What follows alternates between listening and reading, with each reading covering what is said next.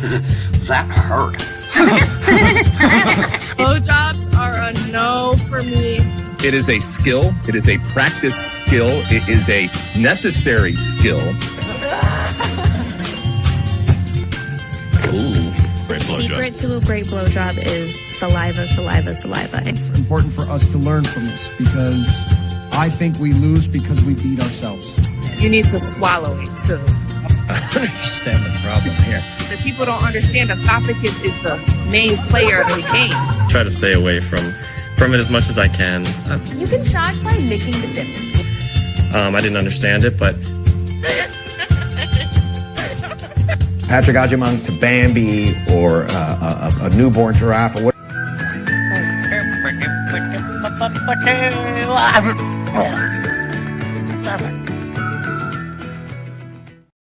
Oh, Bambi. He did fall down a lot this weekend, didn't he?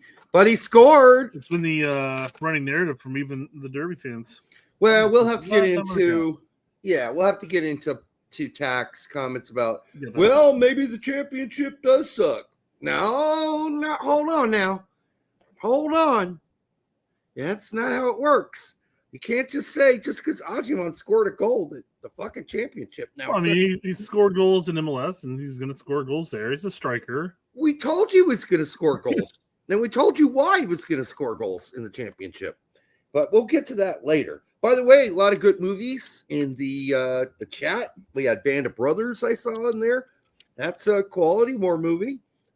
Full Metal Jacket, certainly a quality. I love the scene in Full Metal Jacket where the general comes up to the lead character and he says, hey, Corporal, why do you have a peace sign and kill, kill, kill on your helmet?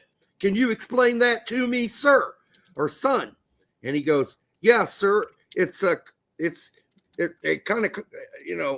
about the dichotomy of man. No shit. Will you keep that dichotomy shit to yourself? I just love it. Yeah, the dichotomy of man. Yes, peace and killing. That's how we do it. And then some other good movies out there. If you haven't seen them, some of the best war movies ever. Waterloo, certainly up there with Rod Steiger and Christopher Plummer.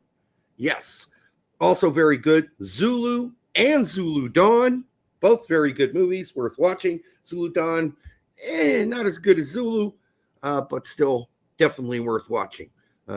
Anyhow, so where does Red Dawn fit up in that? Red Dawn doesn't. It doesn't fit anywhere. Wolverines! Can't believe they made a remake, and the remake was, don't get me wrong, I like the original. I did too. It's a fun movie. It's got Patrick Swayze and all the... Yeah. Chicks shooting machine guns, that's hot. Isn't Estevez in that too somehow? Is Emilio in it? I think he might be in that too. Yeah, like the new Rat Pack 2 is in that. I don't know. I can't think of who he is. Anyhow, Zulu, definitely one of the greats, Robin. Agreed. And it's really tragic is that people don't know anything about that part of history at all. The late 1800s in South Africa. No, Emilio Estevez's brother is in the Charlie Sheen. Oh, Charlie's in it. Okay. Yeah. Anyhow, look it up. Zulu, the movie. Fabulous. Two great actors in there. One of them being, oh, crap. Forgot his name. Anyhow, it doesn't matter. Great movie. Go watch it. Go rent it. Go find it. You talking about Zulu? Zulu. Just the movie. You're going to have to put movie in there, too. Michael Caine? Michael Caine is fabulous, but the other guy is just as good, and he's way less. Stanley Baker. Think so. Yes. Stanley Baker. Much less known. They Would Be Kings, by the way. Another Michael Caine movie. They Would Be Kings. What a fabulous movie that is. Go see that. Zulu, a great movie. Zulu Dawn, great just for the mere size of it, the battle. Like, they literally went out and got, 10,000 Zulus to play a role in that movie. Waterloo, same thing. That's not CGI. They didn't have it. They had to go hire 50,000 dudes to replay the Battle of Waterloo. It's crazy shit. My favorite white people. Well, I think I'll take that as a compliment. Yeah. All right. The Life Aquatic. Yeah, that's a good movie. Yep. Very good. That's where this whole thing comes from. Right. Who the hell brought up Life Aquatic? That would be Shadow Facts. Shadow Facts brings that up. Hi, big dogs. Derek, the final scene of Life Aquatic makes me cry every time, he says. Oh, there you are. Yeah, okay. Fair enough. Yeah. Joaquin Phoenix was a great Napoleon. No, he wasn't. He was shit. The movie was shit. It was historically a blunder, pretending well, just because the movie was a blunder, does that discredit his ability of acting in that movie? Was he a bad actor in that? Or was it just a shit character? No, sometimes not even a great actor can save a horrible script, and he just couldn't do it. I'm sorry. The movie was really, really bad. When you have Napoleon, who barely liked even riding horses, he hated riding horses, charging at the Battle of Waterloo, yeah, you got something wrong there. Okay, just a little. That guy's digging bunkers. Man, and a lot of the depictions of Napoleon have him on a horse. Yes, isn't that famous one where he's like reeling back on the horse? That's a painting. Isn't that a painting? It's a painting. Yeah, it's like real life photographs back in the day, man. He hated riding horses. In fact, most generals, you'll notice in the movie Waterloo that Wellington's character, played by Christopher Plummer, is on his horse the whole time. Maybe because he's got to dart back and forth and go all different places. But still, he's on his horse the whole time. Whereas Napoleon, in every battle he ever commanded, not on his horse, off his horse and on the ground, and usually at a table with maps. That's just kind of how he did it. He hated riding around horses. And just look that up. It's true. Paintings are absolutely. Absolutely real life. Hold the horse still, god damn it. I'm not done painting the horse's ass. Hold it still. All right. Well, he didn't have to pose for that one, thankfully. I'm sure that he had to pose for the face, but other than that, I doubt it.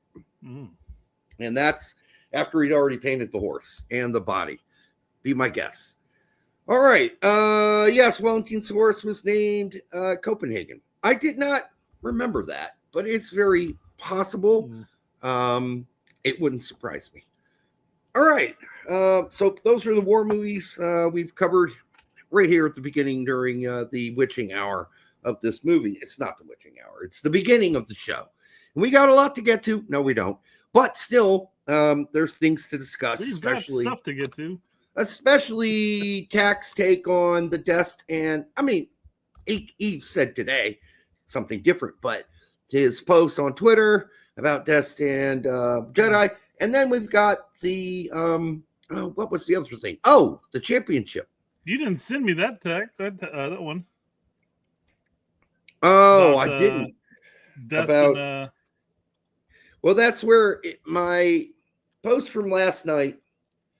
I got your post. Yeah. Is that good enough just to bring up, or do I need to post Tack? No, I just basically, Tack said, hey, Dest is healthy. Why isn't he here? Jedi seems like more hurt, but he's coming. Well, how does this make sense of it to me?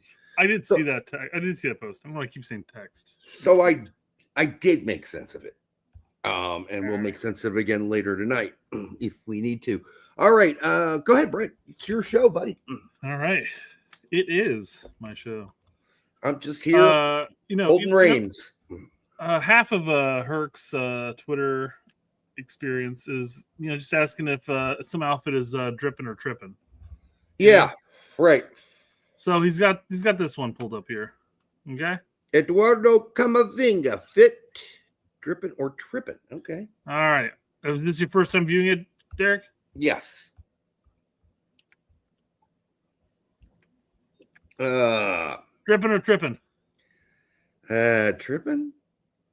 I don't like the baggy pants. It looks like his hips are right around his, like, where his penis would start.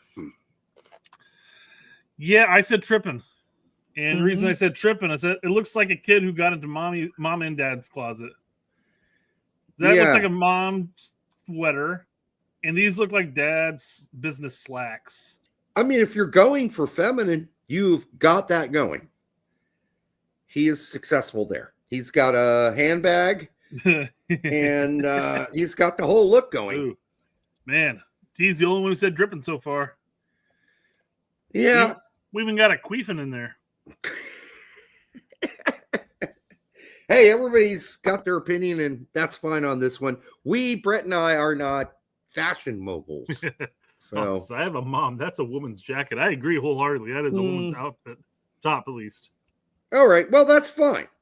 That's fine. I'm not looking Baggy at... pants are back in style. Unless it's MC Hammer wearing them, I don't want to see it. Yeah. Or unless they bring back Jinkos. Bring back Jinkos, then we're cool. Can we not bring baggy pants back? Oh, can't touch this. Can't touch this. Don't touch this. Yeah. Is that Oda Sowie? No, it's not. Sorry. But good joke. Yeah, baggy jeans are back, I guess. I don't know why. I don't know. Same. LSD level of tripping. Parachute pants. That's right. Let's see it. I'll dust off my box of old clothes. Pull them back out. Let's go. Did you hear about the diving? What's that? Parachute diving instructor died today. No, he forgot to attach himself to the guy he was supposed to help bring down to earth. You know, because they get behind you and they kind of hug you down, and then they pull your chute, and then they pull their own. Well, he jumped out and wasn't attached to the guy he jumped out with. What the hell? I know I'm laughing, but that's just like, how do you not get that done? That's your job. I've seen the you scroll through Twitter, man. You see some really fucked up shit nowadays. Yeah, but I saw the one where like there was a guy that was parachuting with another person, like you're saying, you know, like the instructor, the person in front of him who's not a parachuter, who's not a skydiver, and they're just coasting down. You know, they're above some skyscrapers over in some tropical island type place. Yeah, and then all of a sudden, the guy who's not the skydiver just slips right out. You're just like, fuck! What the fuck did I just see? Yeah. Well, apparently that's kind of what happened here. Why is anybody posting this shit? They jumped out of the plane, and the guy that was hugging the guy he was supposed to help bring down forgot to attach himself and forgot to have a functioning parachute. And so he splatted while the other guy, a newbie, his first time down, figured out how to at least pull the parachute in time to land in some trees where he was taken down. So Brian says Darwin Award winner 2024 and 2025. So did a parachute malfunction win both years? Could be. Man, that'd be an interesting book. You know, the Guinness Book of World Records. If the Darwin Award would ever come up with a book of their own. Oh, they should, because it'd sell. I mean, that's a coffee table conversation piece. The worst one I've ever seen for the Darwin Awards was a guy who just started as a wood chipper, where he was on the back of the truck, and they would stop and they would pick up people's tree trunks or whatever and put them in the wood chipper. And one got stuck, so he took his foot and he tried to jam it. Yep, and it sucked him in inch by inch and chipped him into mincemeat, basically from the bottom up. And his fucking the other employees had to watch that slowly. They tried to pull him out, but it was just too late. Fucker sucked him right in and wood chipped his ass right on down to his head. Like, have you ever seen Dale and Tucker versus Evil? No. You need to watch it first off. Okay. It's a parody of the forest horror flicks that are out there, and it's hysterical. But there's a scene where I'm not gonna explain the whole process, but somebody's coming after one of our main characters, Dale. Actually, I don't know which one it is, but he's coming at him with this makeshift spear, and he leaps at. No, wait, it's just the knife. He just has a Swiss Army knife, and he leaps at him as the guy's wood chipping. He bends over to pick up another log as the guy jumps over top of him into the wood chipper. Mm-hmm. And so Dale's up, trying to pull him out of the wood chipper, and finally pulls out half the body, and he's like, "Yeah, are you okay? Are you okay? You okay? It's just a flesh wound." It's just a flesh wound. It's just a flesh wound. We'll call this a draw. Yes, absolutely. All right, what else we got? We got off to a good start tonight. I know, right? All on a positive note, guys. All on a positive note. Let me zoom in a little bit here. Whoop. UEFA has reluctantly approved a request for Villarreal versus Barcelona to be played in Miami in December. Alert. It is therefore set to become the first major European League game played abroad in the United States. Oh, well, I don't know. I'm just not going to listen. They want to do this stupid shit to themselves. Go ahead.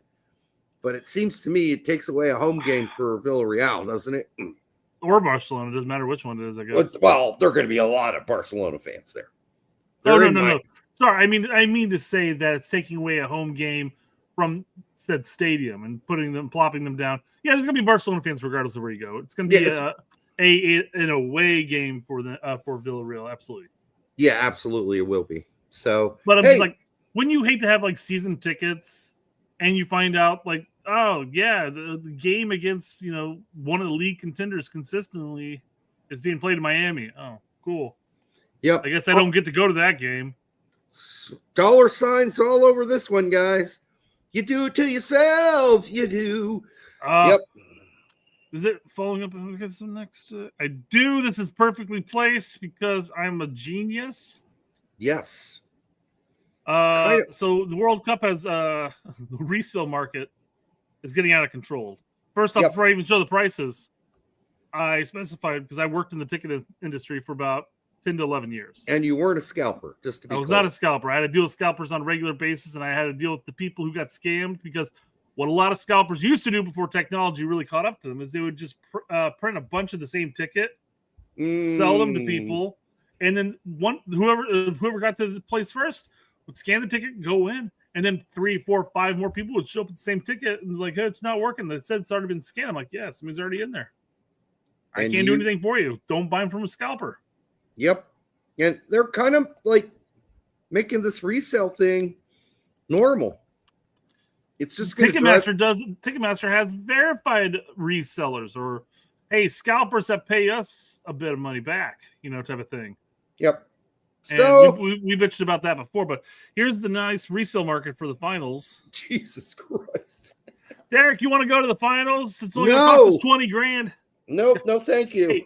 Hey, if you guys want to see us at the FIFA World Cup finals, we need $40,000 in super chats. Go. Start chalking up the fucking super chats now. Good. Okay. Lord. We need them now. Start pouring in, please. We got to make this World Cup. And, I would sit here and say, like, I would be torn. Let's say I was able to get into that pre-sale and I was able to get tickets to the finals. I would want to go to the finals, but then again, if I'm looking at $20,000 a ticket, I might say, I don't need to go that badly.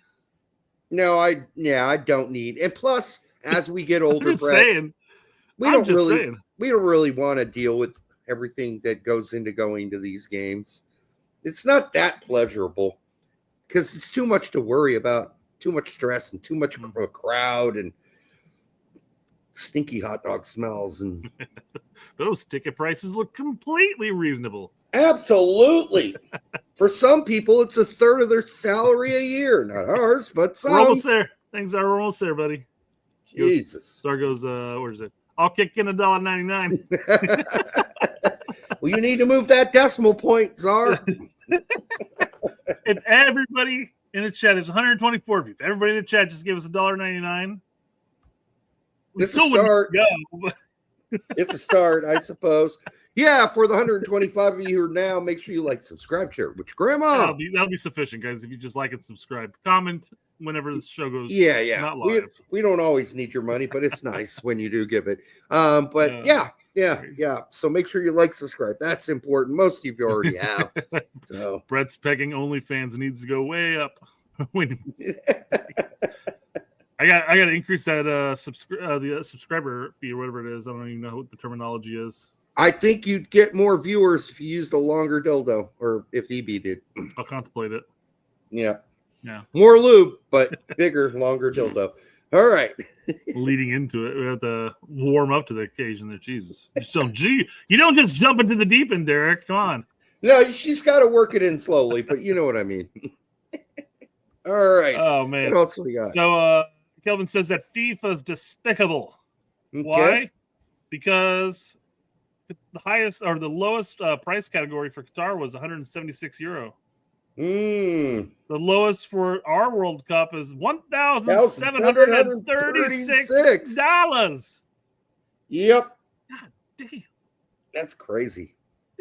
I mean, I understand that, even if you're like in the poorest tier of the United States, worldwide, you're still kind of considered a 1%er.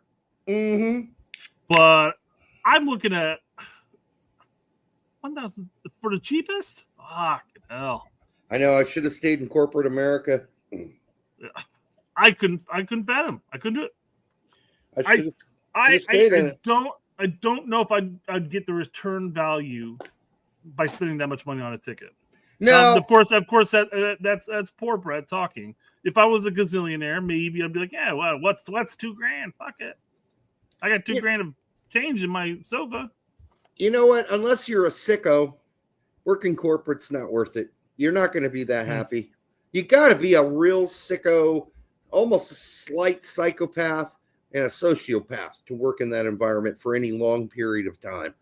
Because in the end, taking advantage and stealing other people's money by lying to them and selling them shit that they're never going to get is just not something I could stomach for any longer than a year.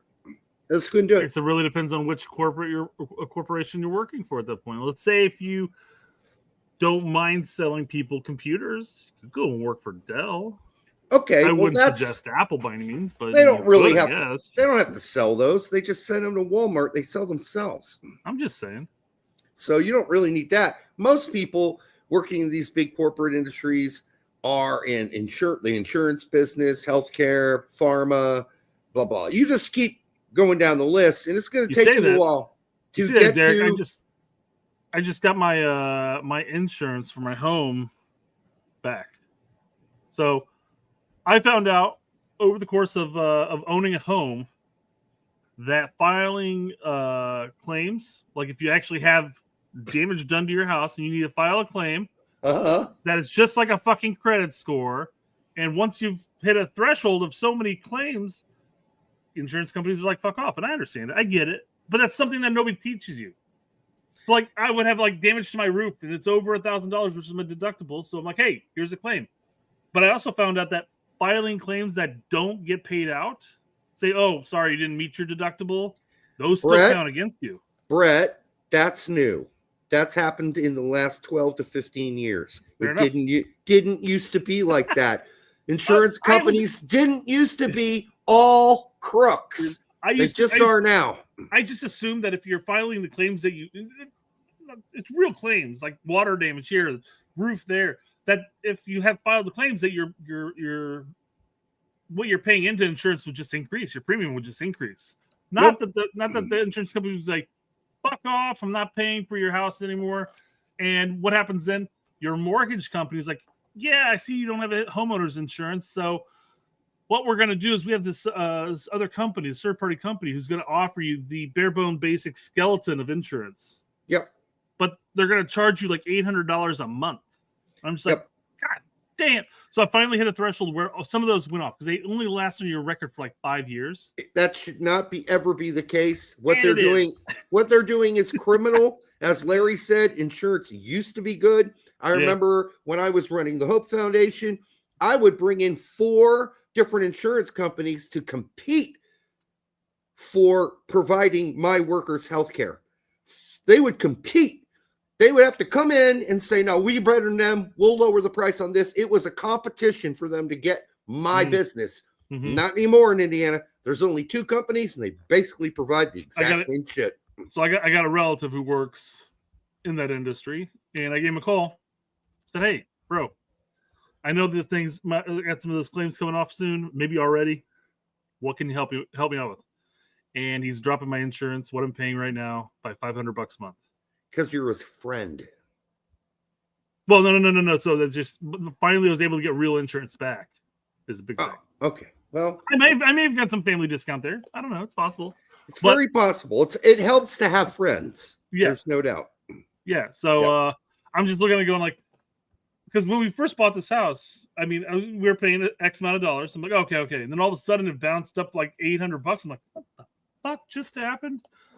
And that's how I found out my insurance company bailed on me.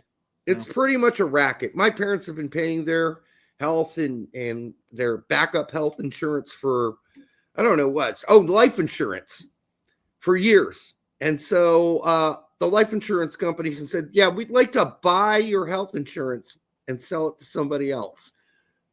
Shadowfax, I'll come back to this in just a second. Anyhow, I want to cover this. It's pretty insane. And they were offering a pittance. It was ridiculous. So Kevin says the prices have gone up. It's with all the hurricanes, fires, and rains. It's a gamble on them against them now. And I understand, but I'll just say this much: here, living here in the Midwest, I mean, we get deemed as a flyover state. The only thing Derek and I have to, well, Derek doesn't have to worry about shit anymore because he doesn't have a house. He rents.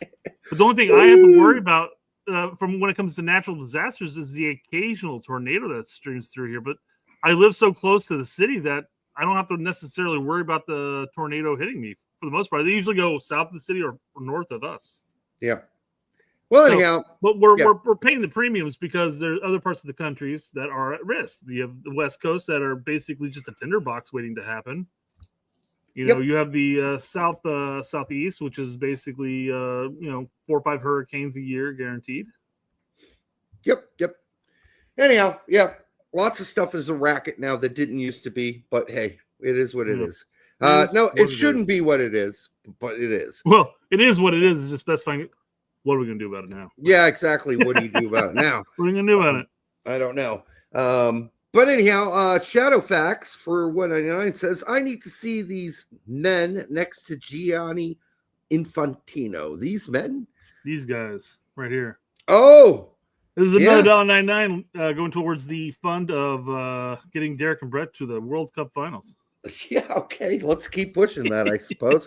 It'd be a ripoff because we're probably not going anyhow, but then we'd be involved in a racket as well. Well, here's the thing, though. We would just pay the ticket prices to get into the stadium. We'd still have to fucking fly there. I know. We'd still have to get a hotel. Unless we're red-eyeing immediately afterwards. That would be fun. You want to kind of experience the atmosphere around the games, too.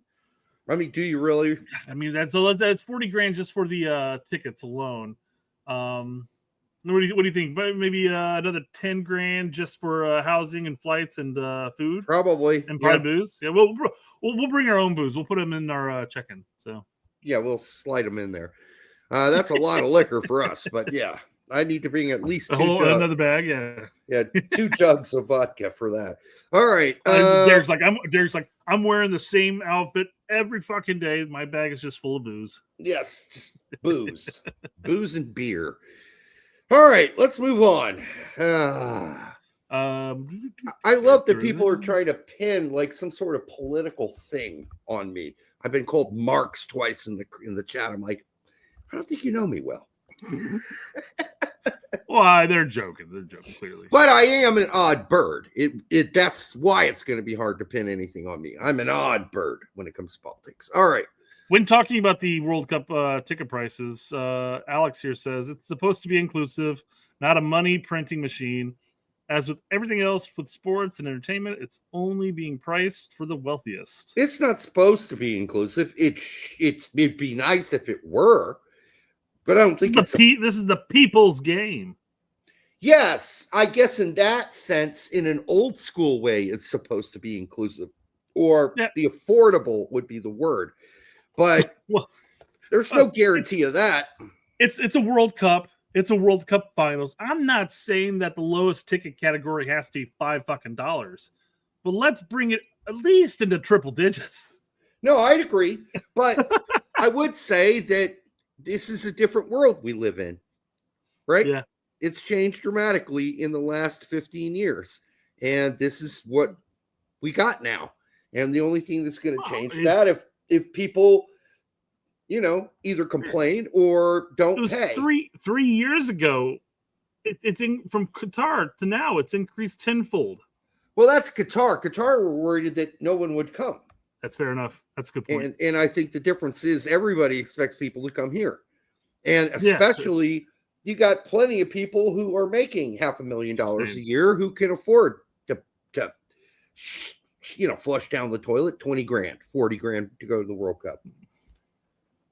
We're not. I'm not flushing 40 grand. They'll still sell out. I know, but I mean, let's They ignore will. the resale value because the resale prices. Those are stupid prices because there's the resale market is assuming that the rest of the tickets are going to sell out, and then what's left? The 20 grand seats, of course. Why not? Yeah. Brian says that's horseshit. The shit group games are inclusive. Oh, great. Wonderful. But the finals meant for the rich and famous. That's true. The opening game that's in Los Angeles for the US is stupid prices. We talked about that last show, I think, or maybe 2 shows ago, whatever. But then you go up to Seattle and all of a sudden the ticket prices are reasonable. Yeah, if you want to go see the Kiwis play somebody, you can probably afford that. Well, I mean, it's USA's second game. Yeah. Whoever it's going to be against. So it is what it is. I'm not going to listen. Do I care? Do I think it should be more affordable? Fine. Yes, I do. At the same time, there's nothing we can do about it at this point. No amount of you can watch on TV. Trust me, John, I am. We'll be watching it on TV. That's what we'll be doing at probably World Cup parties like we did last time. And it'll be just fine for us. So yeah, it's a different world. Alexi goes the business route that he always goes with. When he yes, I know. The Men's World Cup generates a vast majority of funding that FIFA then uses to implement programs to sustain its 211 members over the next four-year cycle. Here's my question, Derek. They bring in like $6 billion for the Russia World Cup. I don't even know what they brought in for Qatar, but let's just go back to the Russia World Cup. They brought in something like $6 billion. How much of that really went to programs? Exactly. The real problem is each of the federations, as well as each of the country federations, end up just basically wasting that money. Look at Jamaica. They can't even pay their team enough for their team has been bitching for how many years about not getting paid enough to play. Jamaica should be fine financially, but they're such a financial wreck because of all kinds of people walking away in secret with the money that they're getting from FIFA. I hope they figured this out, and I hope it doesn't happen anymore. But we all know the tragedy that was CONCACAF and all the money they snuck away with. We had people. Santa Claus. What was his name? Yeah, I forgot his name, but all arrested. Jack something. Was it Jack? I thought it was Jack. Wasn't it Jack? Jack? Jack of Spades. No. Jack Warner. Yeah. Yep. Appreciate that, Larry. Appreciate that. Guys just walked away with the cash from FIFA. Nothing was ever done to help the federations in the smaller countries. So Alexi can say this, but the history of FIFA and all the federations says a different story altogether. So he isn't Jamaican. The problem with Jack was that he was funneling all the money. He was USA into his pockets. Yes. And he loved parrots and stuff. Jamaica didn't have any funds to pay their players. He used to have like a bird that would come and eat food out of his beard. That's creepy and weird. Yeah, gross. He had a big beard. Yourself, man. Wash it, comb it, do all that. Conditioner it. He loved his parrots.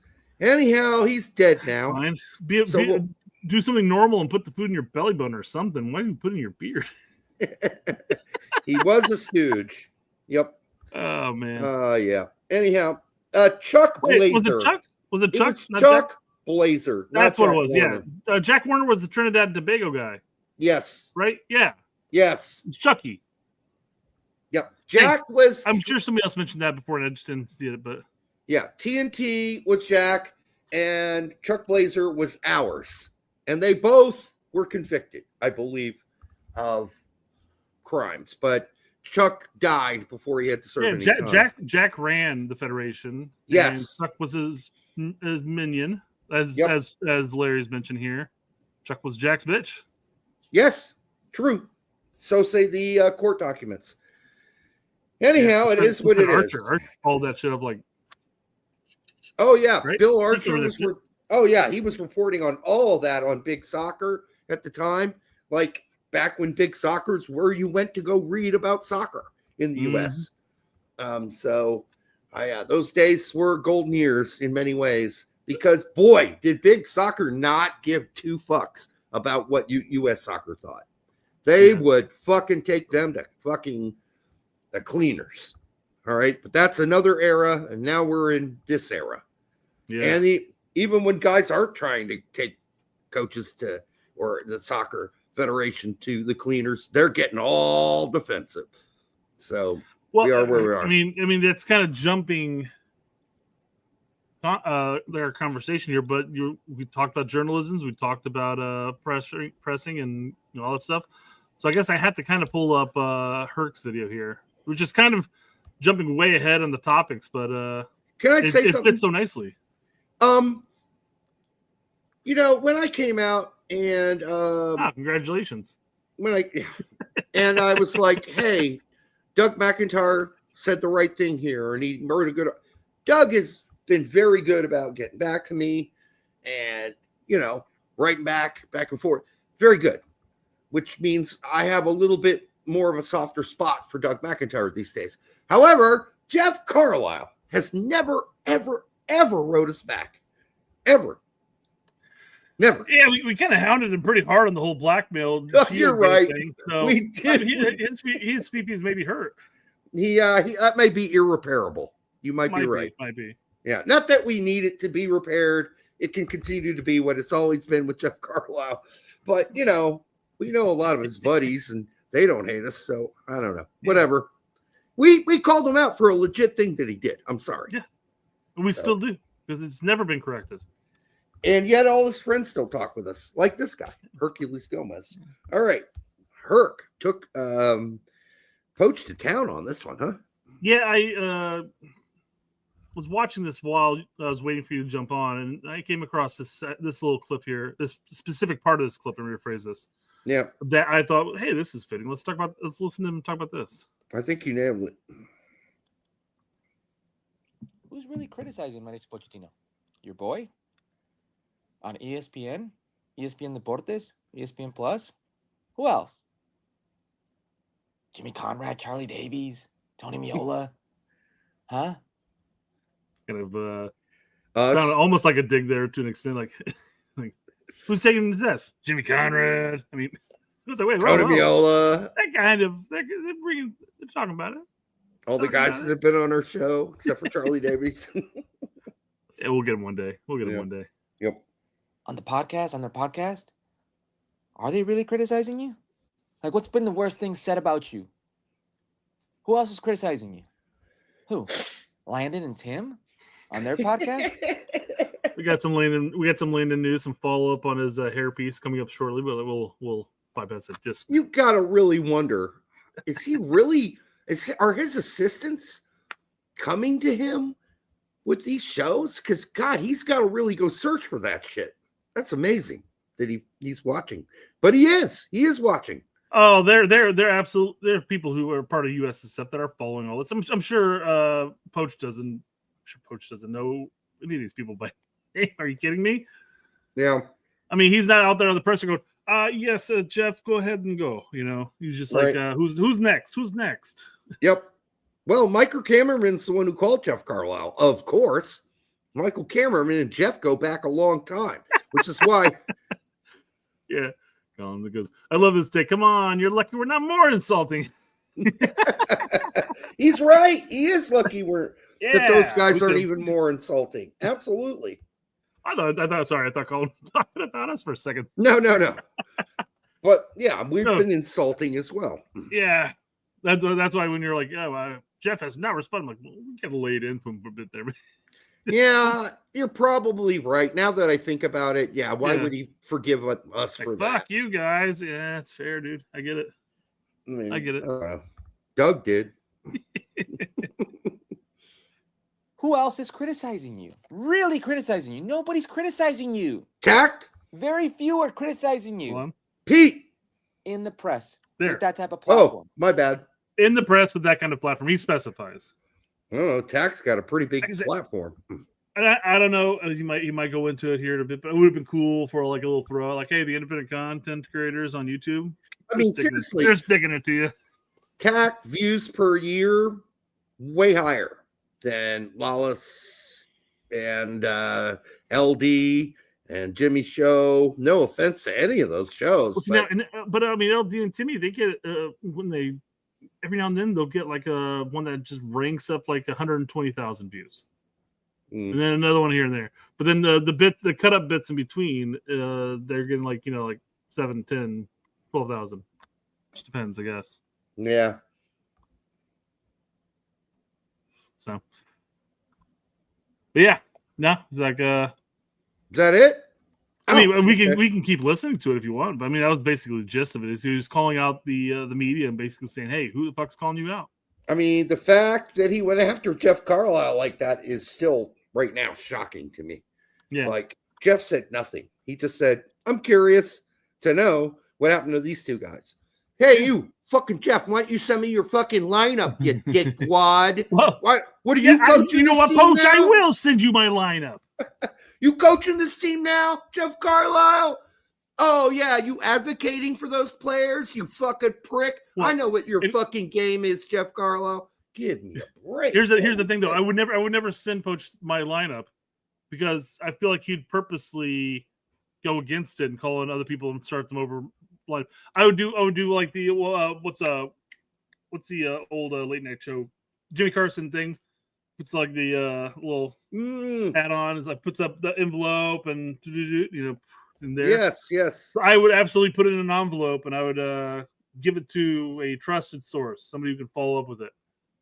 And then when the World Cup comes around, and he posts up his first starting lineup. You're like, all right, Matt, Mr. Crocker, Betty, if you wouldn't mind opening that envelope, drum roll, please.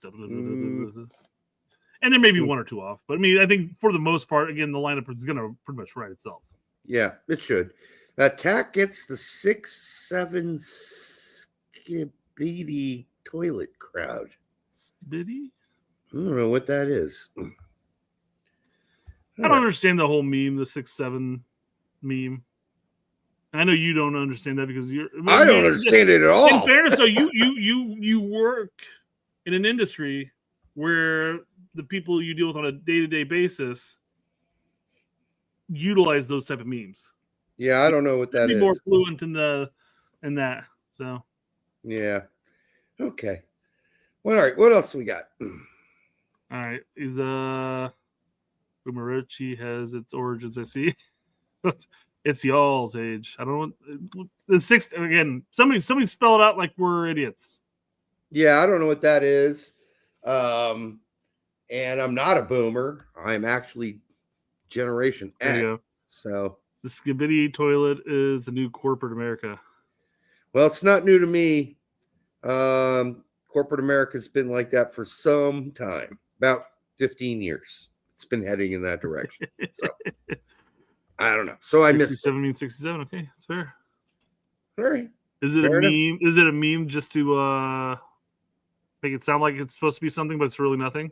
It looks like in a 67, one person's giving and one person's just laying back and enjoying. Maybe that's what's going on. Right? Probably not. Probably not. I'm just guessing. Yeah. So, all right. Speaking of Betty Crocker. Yeah. Let me go to sharing here. Betty Crocker. Betty Crocker has some personal take on the youth development in the youth cycle, or with all of the youth teams. I'm really sick of the first sentence already.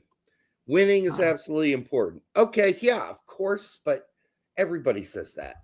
All right, real quick before you do anything else, it doesn't mean anything. The kids just do it nonstop. Okay, it's what a 67 means 67, I guess. Okay. Okay. But it's winning mentality. It's the winning mentality. What it's not is win at all cost mentality. There's a difference, he said, via Sirius XMFC that I don't know who listens to that, but okay. We want every one of our national team players to go out on the field and absolutely want to win. But for the coach's perspective, it can't be to win at all costs. What the fuck is he talking about? The concept of U.S. youth development the entire time is you put your fastest kid up top and just hoof the ball up to him and just run down and score. I guess that's the way I would take it. Like he's saying, we need to make sure we're developing these kids. We may not necessarily win this match, but we're developing them in the right direction that by the time they get to the seniors. So he's just generally saying winning is not that important. we want to win, but there's a big BUT there. Yep. For example, little Johnny or little Jane might be a little undeveloped. Like she has small boobs and his balls are rather small. Haven't quite dropped. They've yet to grow pubic hair, but technically they're outstanding. Don't get the minutes to properly develop because we're keeping the biggest, quickest, hairiest, big balls, big ticks, strongest kids on the field to win at that moment. I feel like this is a big fuck you to San Diego. Yes, it is, isn't it? Yeah. San Diego wants the San hairy Diego guys. only wants people with hairy testicles. Absolutely. Absolutely. All right, puberty. They want it, and they want it now. All right. I took U15 team of England to Italy to play in a world tournament. America were there. Brazil were there. Japan were there. Italy were there. All the top nations were there. We finished 12th out of 12 teams, but our objectives were first, teach the England DNA. Oh, boy. Second, make sure every player had a great experience and got challenged, i.e. lots of fucking orange slices and plenty of Gatorade. And Capri Suns. Yeah. And McDonald's after the game. Third to win, but not at the expense of number 1 and number 2. Okay, so they finished 12th out of 12 teams. Work for? If you are finishing 12th out of 12 teams, maybe you are doing something wrong. All right. Yeah. That's bad. That's really bad. I'm sorry. I'm glad that your players had a good time and that you thought you were doing something good. But if you finish 12th out of 12, well, Derek, there's more to it because 2 years later, fast forward to 2017, that England team won the U17 World Cup. Okay, so winning at U15 and a barring on success later on, it's a winning mentality we want to promote, and not a win at all costs mentality. There's a significant difference. And a win at all cost mentality puts the player development second. I get it. God, haven't we heard all this shit before? I will say though, because it'd be interesting to go back and take a look at who was left off for Haji Wright during the U17s and stuff. Because man, I recall Haji Wright being about 1.5 feet taller than every single kid on that team, and they just played super direct to him every single time. And now he's a U.S. men's national team. It's not like we got a plethora of center forwards at the youth or in the middle group. I just don't. Of course, he was the best they probably had at the time. I mean, who got left out? I'd love for you to go look that up. I'd love to see it. Maybe I will. I bet you it's a USL guy. Yeah. Right? All right, we want to put player development first. Winning runs alongside that in terms of the mentality of the players. All right, whatever. I mean, I've heard all this before. Show me the results later on here in USA. I'm sure England, that experience gave you a big boner, but I need to see it here. Okay. Yeah. He's just saying all the right things, kind of. I still like winning, frankly. Winners breed winners. I don't know. Well, and, some things have changed, quite frankly, because obviously, when I was a kid, I started travel in 3rd grade, and we were playing 11v11 full-sided fields. It was So I played full-size fields too in 3rd grade. Yeah, but now, I mean, my son's at U12, and they're playing 9v9s on a smaller field, much smaller field, smaller goals. So I guess the idea is that U.S. Soccer was really trying to implement is that you do play, and when you're growing and developing, you do play smaller fields, smaller teams, so that way you get more touches on the ball, more interactions throughout the game. Whereas, if you were a team that had a bunch of speedsters, your defense might not have got any play, at all. I personally at 9 years old loved playing on a gigantic field because I was a forward. Whenever I got the ball, I could just beat two guys, and I had one-on-one with a goalkeeper. Yeah. I played center forward. Acres of space. Pretty much played center forward up until I was 15 years old. So, all right. I was always the best, most skilled player on the team until I got to high school. Then I was like, oh, yeah, they're bigger guys than me, and they're faster, and they're better at center forward. So I'm going to play midfield. You know, well, I mean, had to make a decision. I mean, I know Tech's been pushing for more futsal, especially at the youth levels, than indoor soccer. But you know what? Indoor soccer is just a blast. It's a lot of fun. I love indoor soccer. We used to play the FK Muka. We played in the Louisville tournaments during the winters. I will say this. During the summers, when we weren't playing, we went out with a lawnmower and we cut a futsal-sized field out of the field in the back, the marching field, if it wasn't already low enough for us.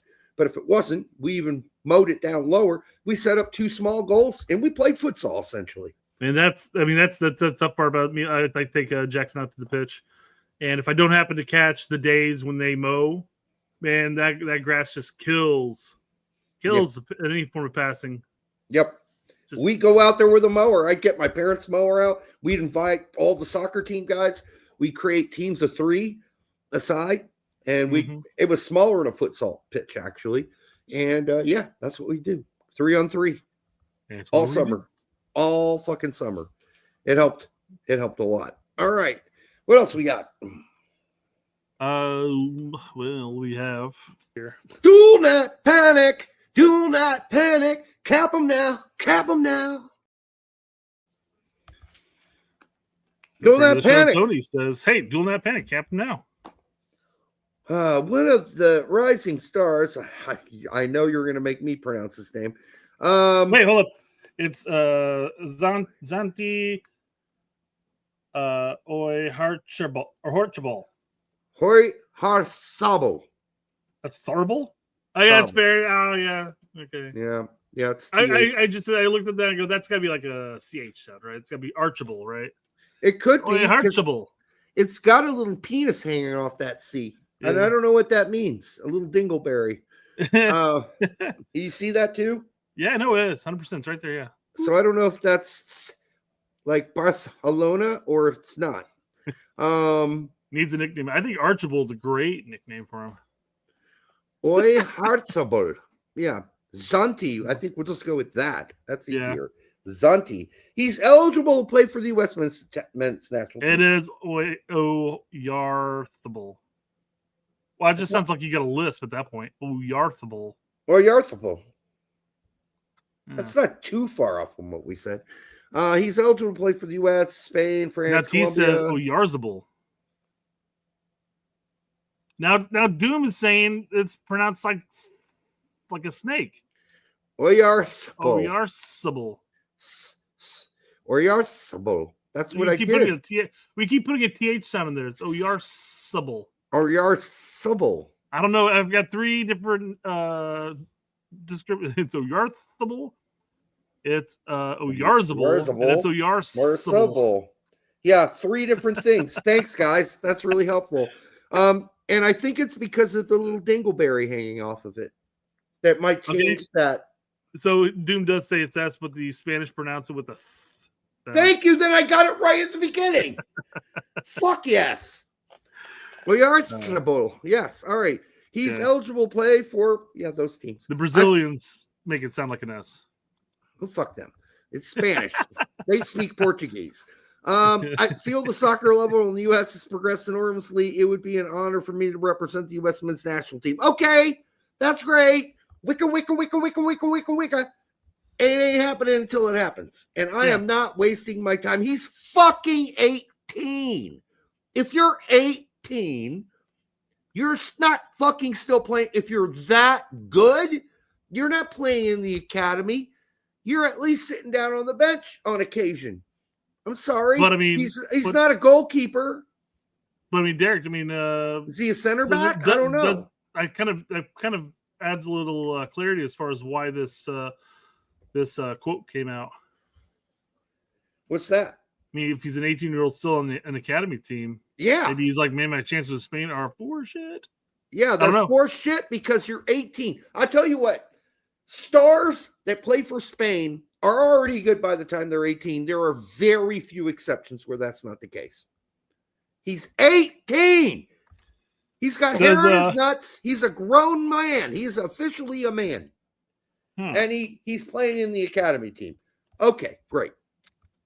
I'm supposed to get excited about that? Nope, I'm not. Sorry.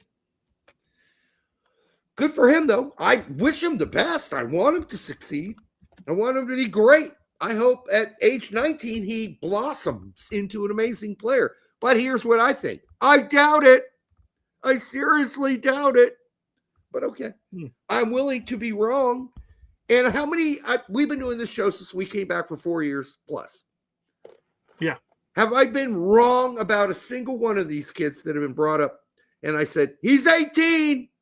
It's done. It ain't happening. He's 18. And he's playing for the academy team. Okay, no. Time has passed. He is who he is. I'm not wrong with Bello. Look at Bello. He didn't even start this weekend. The fuck's up with that? In Austria, right? He's in Austria? He's playing in a second-rate league, a total shit league. It's outside of like 4 teams. So, whatever. Larry, you got to specify what are we wrong about with Ajima? You got to specify. I think you've been pretty much spot on with him so far. Yeah, I told you when he went to the championship that the league absolutely physically suited him. What do they do in the championship? They cross the fucking ball in the air. How tall is he? 6'4" or whatever the fuck he is. He's gonna get some goals. There's no way around it. He's going to get goals. It ain't gonna be Haji Wright numbers, but also keep in mind, usually the bottom 8 to 6 teams in the championship are total garbage. Guess who he scored against? A bottom 8 team, Southampton, or a bottom 8 team in the championship. They suck. They suck. So no, it's not shocking that he scored against one of the fucking bottom dwellers in the fucking championship. That doesn't mean the rest of the championship sucks. It just means that usually the bottom teams in the championship are garbage, which they generally are, especially the bottom 3. So Larry said you thought he would never get an EFL offer. It's fair because nobody in their right mind, even Charlotte, believed that somebody was going to offer $8 million from right then and there. So you're telling me on this show, I came here and said he will never be signed by a championship team? Bullshit. No, I never said that. I think what Derek and I, when we say these type of things, we're very particular in how we say it. We specify not even focusing on talent or skill. I just didn't think that there's going to be an EFL side that was going to match what Charlotte and MLS was going to request. Oh, you were talking about money. I immediately said if he goes, he will have goals. He will score goals. Oh, no, 100% no. No.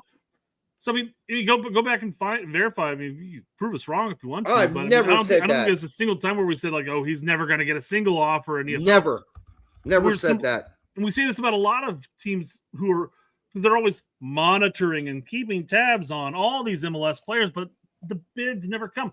I guarantee you there are teams keeping an eye out on Luna, but they're not going to pay with Real Salt Lake once or MLS once. Nope. For the most part. I mean, unless he comes down balls during the World Cup, then yeah, he'll get something. But I mean, it's you have to take into consideration the unrealistic expectations of price tag that MLS puts on their players. Yeah. Southampton was in the Premier League last year. They're not shit. They've been shit this season. Untouchables. Absolute shit. Norwich, it's been absolute shit to watch for 3 games. They've been selling all their best players for the last 2 years, except for Sargent, who was supposed to go this summer, but chose not to. They've been garbage. I'm sorry. If Southampton are, by the way, Downs completely lost in there for Southampton. Like, he looks so much worse than Ajimon. It's shocking. It's shocking. Like, I watched that game just for pure torture reasons, self-torture. You and Tech, apparently, both. Yeah. And it was as bad as I expected it to be, honestly. But boy, if you think Southampton's a good team just because they played in the Premier League last year, sorry, that is not showing this season so far. They've been bad. They've been really bad. And Norwich, really bad. Derby, pretty bad too, honestly. They're a pretty bad team too.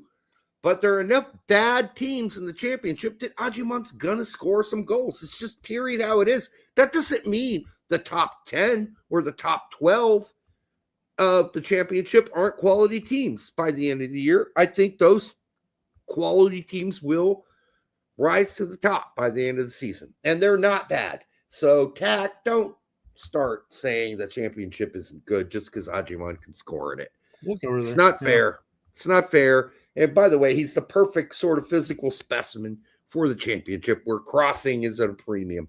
Yeah. He will get his head on things. He's a 6'4". He's a 6'4" guy. I mean, he's gonna get up there. I mean, at that point, I mean, maybe while at EFL, he just packs on a little bit more muscle mass and holds his own eventually. Learns not to fall on the ground, which he still did a lot in that game, by the way. Yeah. So we lost to South Africa of all teams in that group for the U20s. Who would have thunk? But we still topped the group.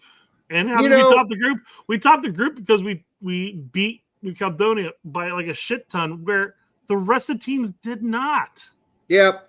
They were happy with their 2-0 victory and just coasted. Is that what happened? Because I mean, how could we're like not? 4-0 and 3-0 or something like that. So, yeah, we absolutely destroyed New Caledonia. But the other teams, they beat them handily, but they didn't destroy them. Still, New Caledonia for future World Cups, keep your eye on this, -19. Get ready to see that in 64-team World Cups. It's going to be commonplace. Absolutely commonplace. Yeah. So, go ahead. I was going to say, Brian was covering the South Africa loss. He's talking about how they had a loss of momentum or chance to fix weaknesses. He talks about the bad transitions and the transitional defending. That sounds familiar. Not with this 35 to 58 edge and completed passes and attacking half. I mean, they dominated, but they lost. They dominated the game, but they lost the game because their defending was mincemeat. It kind of looked like as well, I don't know, kind of the steam was out of the pot. Like, all right, we already did our thing. That was the thing. Yeah. Do you think they were looking at it in that match kind of coasting because the games are so close back to back to back? They're like, as long as we don't get curb stomped, we've topped the group. I didn't see vigorous enough jerking to get jizz at the end, and we didn't get any because of that. So I don't know. It looked like we took the pedal off a little bit, not amazingly, but at the same time, to lose to South Africa like that was a real disappointment and letdown. Honestly, I'm glad we didn't do it live. That's really disappointing. All right. Honestly, we don't feel threatened by anyone. U.S. U20's Captain Kramashi speaks ahead of the round 16 showdown versus Italy.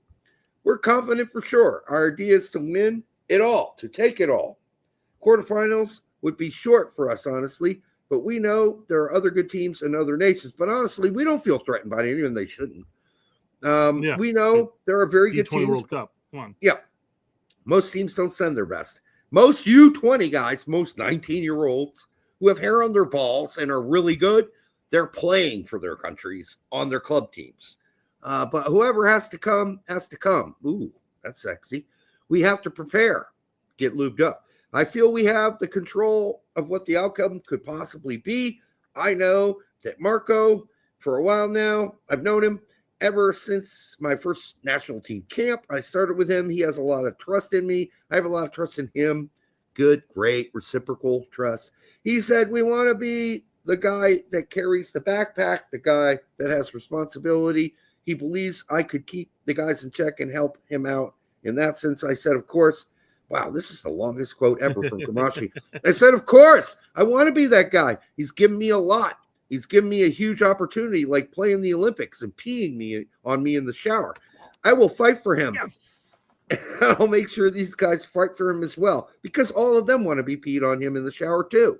Yeah. So, I mean, of course, Marco's going to lean into him because, again, he's been called into the national team. He was called in the Olympics. He's kind of a stationary figure as far as this squad would be considered, as far as U.S. is overall. Yeah. So, of course, he's going to lean on him. He's like, hey, bro, you've been to the big show. You got to you got to keep these guys in check. Yeah. So, that's fine. But it was disappointing. And God help me if we don't go and beat Italy now. I don't know why we do this to ourselves. We should have won that game against South Africa and gone into this Italy game with like full confidence. Now we're going to go into it kind of thinking like, even if we outplay that team, we could lose, because that's just what happened. So I hate that feeling. But it's you never want to go into the knockout stage on a loss. No. But I mean, again, a tie. I would have taken a tie. It could, like I said, it could have easily just been the team going, all right, let's go out there, put out our best foot forward, but let's also not get super tired and let's not get injured. It was a silly game. Those were silly goals we gave up. Yeah. So let's not do that anymore. All right. Thoughts on Campbell? Thoughts on Campbell during the U20 so far? Yeah, not impressive, people. Not. So sorry. I brought what's it on here? I said, I wonder if this is his Zendejas at the Gold Cup moment where he's trying to do too much and be that player on the pitch. Or boom! Brett nailed it. I didn't even see this. Brett fucking nailed it. He is trying to do too much, and he doesn't need to do. And so you don't need to play hero ball. And that is exactly what he's doing. Yep. Every time he gets, he's like, I'm making a run. You don't need to do it every time. And I know the minutes have been limited at Dortmund, but even when he plays at Dortmund, he's more of a contributing team player. Yeah, not a hero ball guy. Here and there, but he's not a hero ball guy. So he comes here and he's all of a sudden he's playing like this. I almost wonder though. I wonder if he's looking at it going, dude, I'm playing for fucking Dortmund. I was in Champions League games here and there, and I'm playing at the U20 World Cup. I should be the fucking guy. Yep. And he hasn't been. And look, that's exactly what Zendejas thought at the Gold Cup. Yeah. Oh, I'm the man in Mexico on my team, and this team's kind of weak, so I got to show I'm the boss. Yeah. No, you don't, dude. Just be a team player and get it done. Quit running at players every single time. Like 2 players, you're going to run it 2, 3 players sometimes. You're not going to dribble through 3 players. I don't even care. Maybe New Caledonia. You're not dribbling through 3 players. Start working on that right foot, man. Come on. Right foot's pretty weak. Weak sauce, yeah, 100%. And it's sad. Maybe he'll get it together and understand. Like Brian McBride used to talk about this a lot. When he was still at Fulham. He's like, I know I'm not dribbling past anybody. I know I'm not dribbling. I know what my strengths are, and that's what I'm going to play to. Well, he needs to work on his right foot, though, not Brian McBride. He's retired. Cole Campbell. All right. Let's put the nail in this coffin of Landon Donovan and the hairpiece. Oh, we got a fucking photo. Well, let's play the video and we'll get to the photo. I thought we already played this. No, this is different. This is the full video of it. And do we have the after? Yeah. Just shaved my head. I think he looks good right there. Just shaved the sides, but he's gonna put a wig on that. Yeah, the funny thing was, and I'll point this out again. But the first video, he's like talking, he's like, "Yeah, dude, my hairline used to be right here." No, it didn't. Never. No, it never was there. Yeah. I had to go and look back at his like the 2002 photos of him and stuff like that. And yeah, it never was there. Never was like that. No, it was always up high. It was. So it was funny because when he does pick his hairstyle out, it looks like it's just like plopped on top of his head, and he still has that massive forehead. And I mean, I'm sure it was when he was 8. Okay. Yeah. But by like 16. That's what John just said too.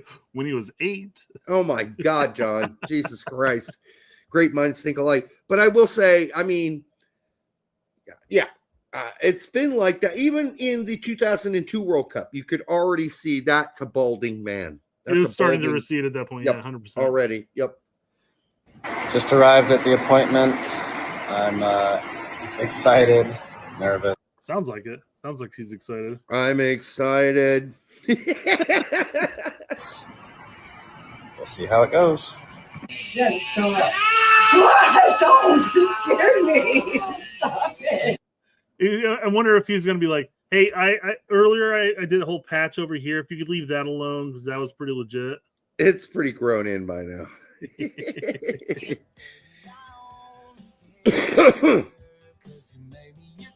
You know what?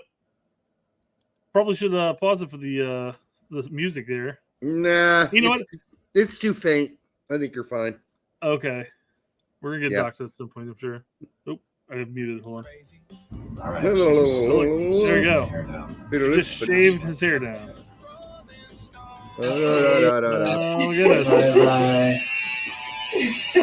Is this not a repeat? Oh, here's the drawing of the line. I don't want to save it. I want to see what it looks like. Don't be scared. I told him, Donovan, I'm telling you. He's got a perfectly fine head for just shaving it all off. Baldness. Grow some Yes. facial hair, man. Absolutely. He can grow facial hair. That's not the problem. He would look absolutely fine bald. Yeah. Absolutely fine. Yep. Ashton says, another bald player. Maybe he'll coach us. Yeah. Go all the way bald. Go for it. Lando is asking a lot of a hairpiece. There's a lot of space to cover, for sure. Oh, man. All right. Let's see what happens. Look at it. He just did this. It's not even Well, perfect, man. Not even perfect. It's I still think it's still headed. this is like a replay, like double time this. Because Now, he never He's said just- wow. oh, okay. Well, we didn't get to wow. Hair doesn't talk back, so that's good. That's what I said. You better edit that part. All right. No. So, I mean, how long does this hairpiece stay on his head? I guess these are like 8 months. Because imagine that glue has to eventually start wearing off, especially as you shower and shit. I think you have to come in every 6 to 8 months and get it done again. Maybe he's going to have a different hairstyle every 6 to 8 months. I still think your girlfriend will know, but hey, What? if you Sure. if you get a new girlfriend and you just start dating her and you're telling her this is my hair, she'll figure out it's not. It doesn't.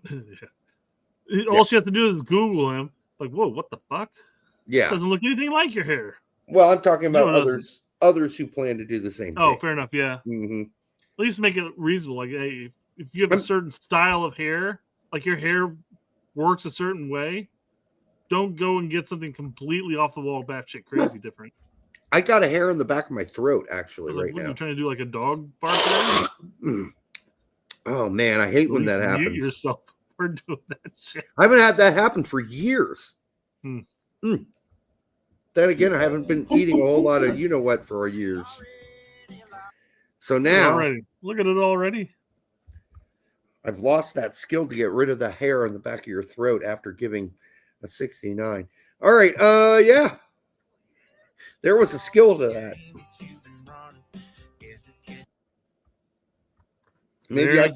There's Donovan. Maybe I could swallow it down. I think I have I think I've got a zoomed in picture. Hold on. It looks okay. He looks like he's 12 again, but I think Tag said he's ready for his sophomore year in college. yeah, Gotta go to the Blink 182 concert. something like that. That's not cool. I don't know. It's not the worst. It's definitely not. It's not bad. It's just it doesn't. I mean, it's the uncanny valley effect for me because I know what Donovan's hair looks like, and this isn't the style of hair that his hair naturally grows in. So I don't know. It's just it's strange. It is strange. You should have gone for a Napoleon or something, hairdo or something, where it's all brushed forward. I don't know. This looks weird. Again, It's a middle school hairdo on a grown man. Anybody who just sees him now is gonna be like, "Oh, there's a guy with a full set of hair. That's nice." But those of us who've watched him play and watched him, get older over the last 3 decades here are going to sit there and go like, there's something strange about this. Yeah. Keyshawn says, Derek, stop eating ass, Derek. No, my friend, I haven't done that for years, and I certainly never done it with a hairy one. I like you like, hey, stop eating ass, Derek, and you go, no. You probably should have started that sentence a little bit differently there, Derek. There you go. It's a new surfer boy look, yeah. Yeah, it's all right. He looks, I don't know. It's all right. Yeah, hey, man. It's not bad. It's just, it's weird looking. For us who've seen him, yeah, the hair's fine. And again, right. Anybody who meets him at the grocery store or at church or whatever is going to be like, oh, nice haircut. You just get a haircut, nice haircut.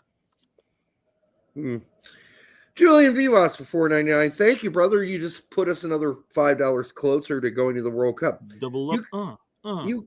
You guys agree with me, but for me, Westfield, Winder, Banks, and Coachins Eyestone will make U.S. men's national team soon. I don't see anyone else in the next 2 to 3 years. I think all those guys, though, Julian, they got a road ahead of them to make it the big boy team. Banks, I mean, if you just go off this weekend, you're like, hell yeah, Banks. But, I mean, we'll see. Is he going to be a starter? Is he built from there? Coaching, I mean, that's wide open. Goalkeeper is a shit position for us. But coaching needs to start playing too, though. So, I mean, next 2 to 3 years, I mean, he's got to get loaned out or, beat off the second string. Beat off. Beat off. I was going to say beat out, but let's roll with it. Westfield. Does Westfield even play for his club? See the Philly kid? Is he Philly? Yeah. Does he play? I don't know. We should look that up. What's Westfield's first name? Garfield. No, it's not. I was going to say, you're not bullshitting, are you? I am. I don't know. Union Westfield. Frankie Westfield. Does he play? Career stats. I've been watching them. I'm on the website right now. For the Philly 2 team. How old is he? Well, that's 2024. What the 2025 season? Hold on. Frankie Westfield. Is he playing right now? And how old is he? He's 19. Oh my God. And he's playing for who now? Still the 2 team? Hang on. I'm getting all the pop-ups popping up here over at transfer.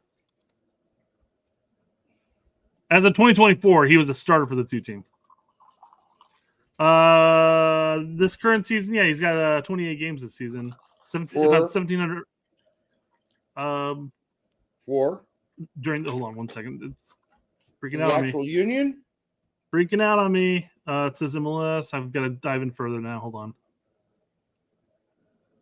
He's Julian's saying he plays for the team now. Yeah, he does. He's got about 1,700 minutes this season so far. This is good news. I say I've been impressed by Frankie Westfield. I have watched 1 Philly game this season. 1. So I have nothing to contribute there. So I hope he is what he seems to be. Winder, let's see if he ever gets to play for the big boy team. And if he doesn't, he'll probably end up back in MLS. So we'll see about that. All I'm saying, Julian, is it's fine to be positive, which I'm totally fine with you being positive. It's just Brett and I have learned our lesson over the years not to get any excited about any of this U20 business. Just don't do it. Because so few of these guys ever amount to anything in the end. And a lot of these guys have a lot to prove still, even if we're talking about Banks, who scored a goal this weekend, still got a lot to prove as far as is he going to grasp onto a starting role at Augsburg and hold on to it. And you can sit here and you can project Banks. I mean, his coach has been polishing his pewter to him. Yes. And he's getting minutes. He got his first goal, of course. It's safe to assume he that might. he's got a decent future forward, but then again, you never know what happens. You don't. You I don't. mean, this could have been a one-off, and all of a sudden he doesn't play at all the rest of the season. He has 2 bad games in a row, and his confidence goes in the shitter, and we never see him again. It's happened to others. The legend of Andrew Carlton, who's basically blaming social media for his downfall as a player. Yeah. Sorry, Andrew. You fuckers canceled me. Not the case, my friend. I watched you play in Indy. Yeah, I watched. Yeah, that was your opportunity to show. Show. Come on. So it's not all about social media. You failed yourself too. Okay, you just did. All right. Mars says his floor is Miles Robinson.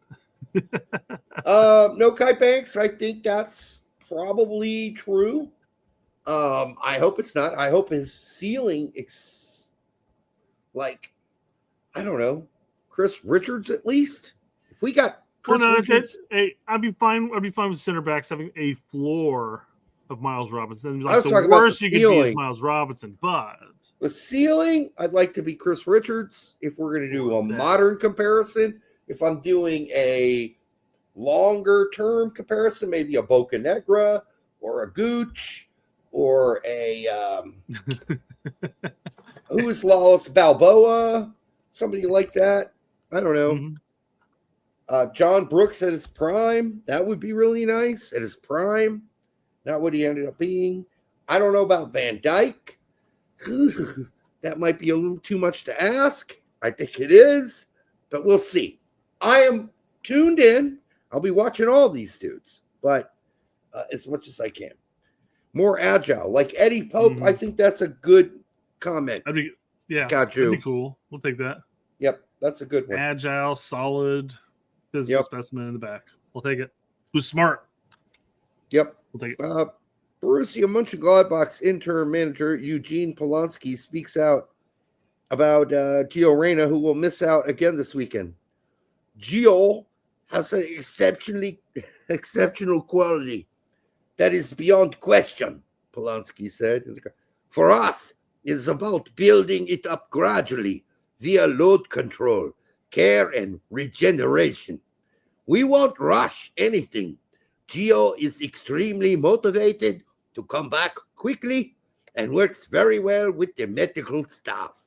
If he remains injury-free, he will become an important player for us. He has the potential for this. Yeah. All right. Well, yeah, that's all nice and yeah. But hey, make it happen. The part that gets me, you corrected my grammar because I mistyped injury free, left off the N and injury. Oh yeah, I remember that. Yeah, but I'm like, yeah, we'll see it. We'll see if it happens. You know, like okay. Yeah, I'll believe it when I see it. I mean, don't trust it. I'm pretty positive that just about everybody sees the talent in Gio. But if he's constantly getting injured, then he doesn't have anything to build upon, and it's just not good. How many more mornings do I need to wake up to watch a fucking Dortmund and now Mönchengladbach game and turn it on, and there ain't no Gio Reyna? But you got a Joe Scally. Yeah, whatever. I'll watch it for that generally, but that's not exciting. The assisting king of Joe Scally. He's got the most assists for Gladbach right now. Oh, joy. He needed some this weekend. He didn't have any. All right. It is what it is. And he's not playing for us anymore. It is what it is. And he could be completely never coming back based on his golf cart driving. I mean, if you fling Max Arson, who Poach loves, off a golf cart, you're just not coming back. I'm just saying, you know, you extend the punishment out. He doesn't get called in for a couple of games, and you move the fuck on. Unless there are players that are just beating him out, you know, in that sense. He seriously could have hurt Poach's number one reach around boy, Max Arson. Yep. That's why I think that's why he's calling in Roldan now, just in case. Have a backup plan. Well, nobody's got a better reach around than Roldan. That boy is skilled. Man, it's just Joe will be back in 2030. Man, this is rough for Joe going. You know. Oh, it's gotta be. It took Joe so long to crack the squad, despite the fact that he was starting at a Bundesliga side. He finally cracked the squad, and then Berhalter gives everybody and their stepsister minutes in the World Cup besides him. And then he becomes a complete mainstay once Dest goes injured. You know, number one right back under Berhalter and Poach. Center back. And then all of a sudden he's left off, might miss out on the World Cup because of an incident. I don't know. But it must even hurt more to watch the Poach interview where Poach says, these dumb motherfuckers that didn't make the team, they know why. I don't need to tell them. I don't need to call them, and I don't need to inform them. Fuck them. It's basically what he said. It's what he said, Brett. So I'm sure Scally's now thinking to himself, what did I do? Or he's thinking, whoa, that time I almost crashed that golf cart and flung arson across the golf course? Yeah, that's probably why I'm not on the team. All right. I'm going to let you read this because I've already read it. I got to go pee. I'm going to be really honest with you. I got to pee. Be gone. All right, I'll be right back.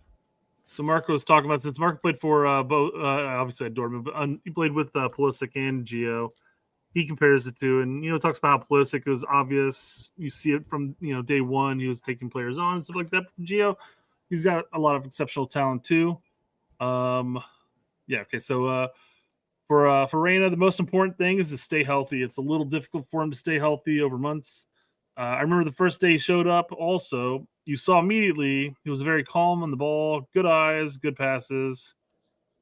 I played in his position, so it was difficult for the coach and for him as well. But of course, I was hoping when I was gone, he'd get a chance to play more. He's still young. It's not like playing at Gladbach is worse for him. Maybe it's better because he'll get to play more games, and it's very important to him. Of course, it's important to all soccer players. I trust him, and I see a very good player in him.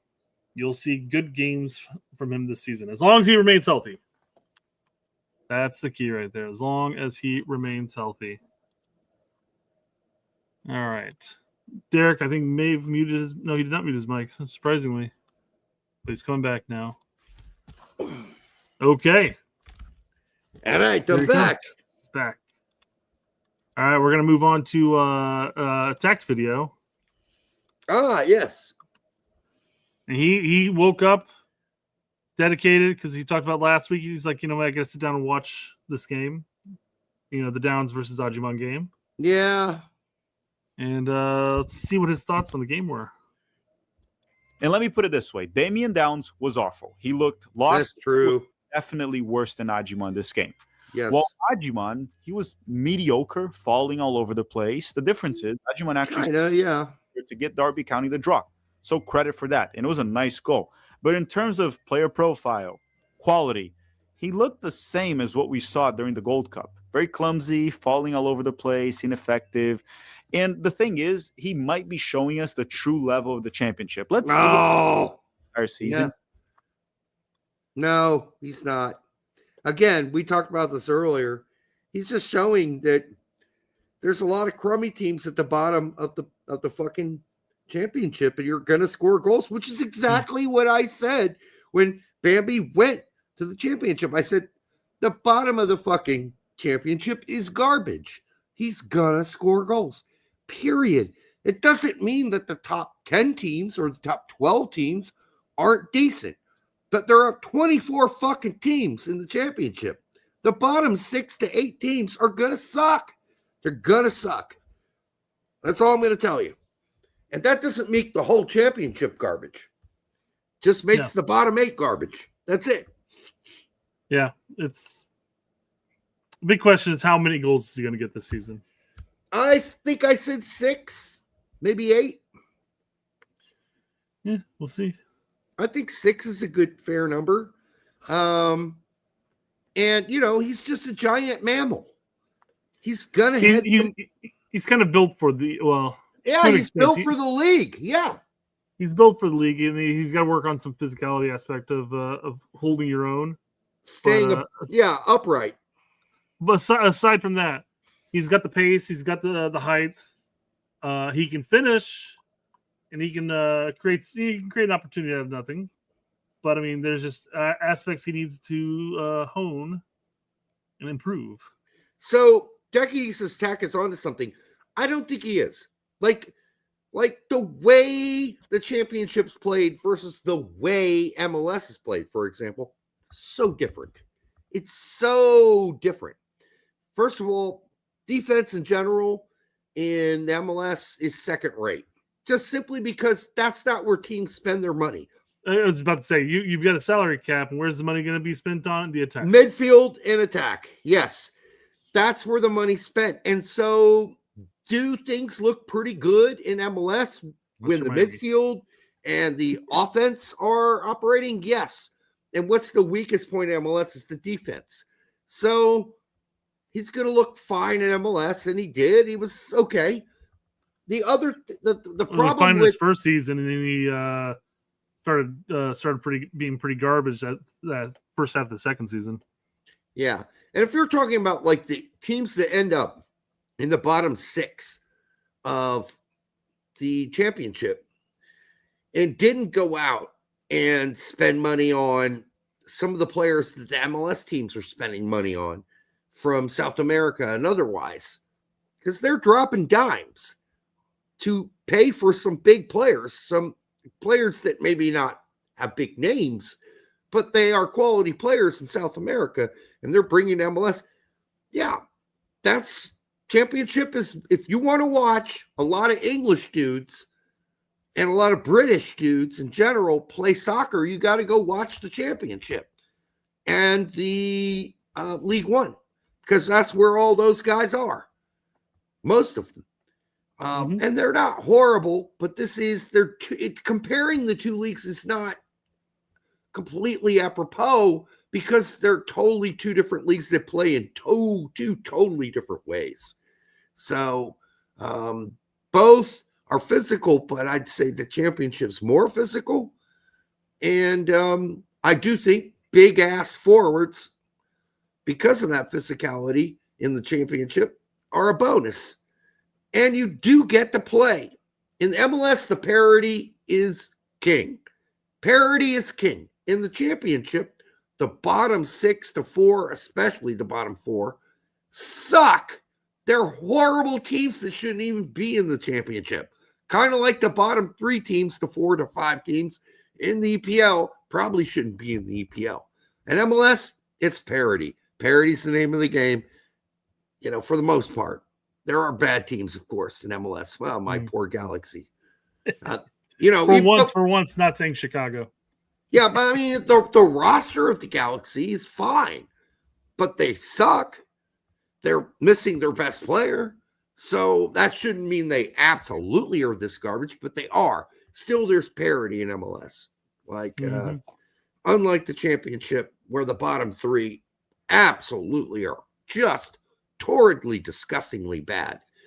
We don't have, or the bottom 6 in some cases, we don't have that in MLS. We have bad teams, and even though the LA Galaxy are a bad team, parity-wise, it's not like they're getting their ass kicked every night. And generally, even though they're bad, they're not like, you don't look at them and go, wow, they've got no talent on that team. They do. They have some. So it is what it is. Man, with how bad Norwich is doing this season, do you think the ownership is really kicking themselves in their own ass for not convincing Sargent to go ahead and take the move? He's like, hey, I understand the missus doesn't want to move and all, but we'll pay for the doctor visits and stuff like that. So you take that 15 million they might have got for Sargent, and maybe you buy 3 or 4 more players. It's possible that might have helped. But I'm just saying, I mean, if Norwich is currently sitting in 19th place right now, and they're bad. They're not gonna finish very high at all. They may get mid-table eventually. I don't know, but even that's questionable at this point. But I'm just like, the asking price for Sargent's going to be going down in the end because the team's playing so poorly. Yeah, Service doesn't matter if he keeps bagging him. Just like fuck.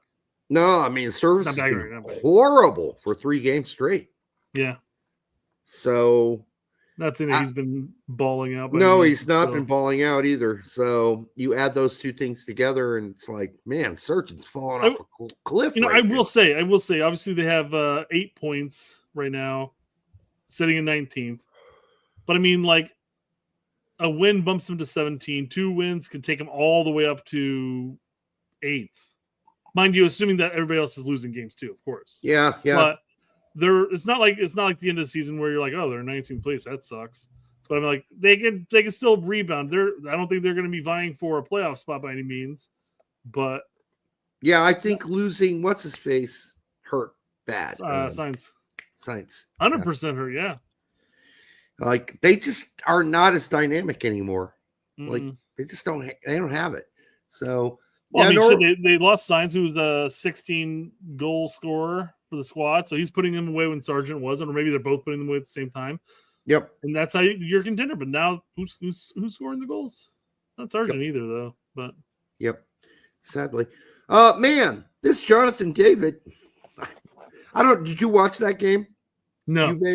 My Jackson had his playoffs this weekend, so I was game crazy watching live. So Jonathan David gets this pass, like around the 11th meter spot, and he fails to even be able to plant his. He just falls on his face, on his own. No one pushed him. No one touched him. It was like one of those things when Chuck Knobloch for the Yankees couldn't throw it from second base to first base. He's got the yips. Like he's got the yips. Bad. He fell over himself. Like he didn't remember how to walk. It's weird. And Sandy Jimenez has just been atrocious. I mean, Tack's not wrong. And I thought generally Pulisic in the game played all right. He played okay. He missed the penalty kick. People are like, oh, he sent it into the 50th row. No, it wasn't that far off. But yes, he did get under it. It was a bad miss, and AC Milan should have won the game. Amazingly, McKennie played all 90 minutes. I think McKennie's back in the squad, and I thought McKennie was fine the whole game. He was just fine. But what a lot of people were saying is that he was basically was a team player, made the passes, role player, moved the ball forward. Thank you. That's what I wanted to say, but it does piss me off a little. I see McKennie get the ball at the top of the box sometimes. I'm like, just rip one. Just rip one. Just rip it. Fuck it. Don't. Who do you think he is, Tim Ware? Come on. Get a little greedy on occasion. Make one move and rip it. Don't just immediately always be looking for the pass. Always? Come on, McKennie. Get a little greedy. Just a little greedy. That's all I want to see. Just a tiny bit of greedy. Because, and he did. By the way, Tony says Weston had chances to score. He did. And he didn't follow through with those either. So it's like, I just want to see more from McKennie. He doesn't do anything bad. He's not fucking up or anything like that. Generally. It's just, I miss the McKennie who scored the 4 or 5 goals this season. I miss that guy. I do. I'll take the Weston McKennie that gets 9 to 11 assists. I'll take that too. I will take that as well. So hopefully we get some of that. It sounds like he's back into the starting 11. So we'll see. He didn't get pulled. So Pulisic's just got to suck this one up and move on. Shit happens. I mean, he doesn't miss many penalty kicks. It happens on occasion. And he just blew it and move on. That's all. All right. Yanks abroad. Okay. Friday. Jedi's in the 18 didn't play after playing the cup game for 90 minutes. Kind of weird. But apparently that 90 minutes took a lot out of him. So they're like, no, dude, you're not playing. You're going to rest. So he's not fully fit. That was their attempt to test fully fit. No go. And that gets us back to, by the way, the Jedi versus Dest debate. Just want to settle this real quick. What I was told Wait, are we jumping into the actual topic? I guess so. I think we should get that over with first. Oh, great. Save Yanks abroad for last, Eric. Yeah, See our Jedi. numbers plummet. Jedi Dest, call up, non-call up. Explain to me. We know Dest. We know he's awesome. Fitness and injuries are a small worry. So we're not going to add it to the wear. We haven't seen Jedi for ages. He will have to play a minutes limitation. He's here mostly for reintegration. So that's all it is. It's as simple as that. And I've been sort of weighing whether I'm going to start taking some of the information I'm getting from this person. And I've used it before because I started to trust this guy. And now I trust him more. So this is what he's telling me. He might be full of shit. I don't know. He could be, but it sound like if it were totally sound like bullshit, then I'd be like, dude, you're full of shit. That's a bullshit reason. But this sounds completely reasonable to me. Well, I mean, so Jedi's last game with us was back in November? It was the Nations League game or whatever it was. I think it was November. So I mean, we're coming on about a year here. I mean, a smattering of windows. I mean, what Nations League, Gold Cup, and then September. So, well, Poach said the same thing in his interview. He said he would have limitations, and he said he's mostly here for reintegration. So this is nothing. This isn't like groundbreaking news if you listen to the interview. Yeah, this is basically what he said. So this is not new news or anything like that. If you paid attention to the Poach interview, this is kind of what he said in so many Poach ways where you're kind of like, is this what he's saying? I'm not quite sure. But this gave me some clarification. Getting him back into the fold with all the guys, get some minutes here, but it's really just getting accustomed to everything, reaccustomed back to everything. Yeah, I can't wait to really figure out who this dude is someday down the road. Hope I get to figure out who this guy is. But I trust him at this point. He's never fed me bullshit. So when it comes to Dest, that scenario, not like Poach has a plethora of training sessions with Dest. September was the first one. They already know he's awesome. That's what I was told. They're like, he's gold. And by the way, Poach said the same thing in the interview. So it does coincide with what Poach said. We already know he's a first-class player. We already know that. So there was no need to call him up. So it takes one window to reintegrate, huh? I guess. I don't know about that part. Seems a little like, okay. But it has been a long time. Where the Jedi has to reintegrate, which I'm fine with. And getting bit minutes here and letting Arfson basically run the left side for this window. Well, we told you on the show as well that Dest would have minutes limitations in the last window, and he did. Yeah. So one game came off the bench on another. I would expect Jedi to have the same limitations this window. Start one game, come in for 20 minutes in the other. Yeah. And maybe go 60 in one and 20 in the other, but no more than 90 total. So yeah.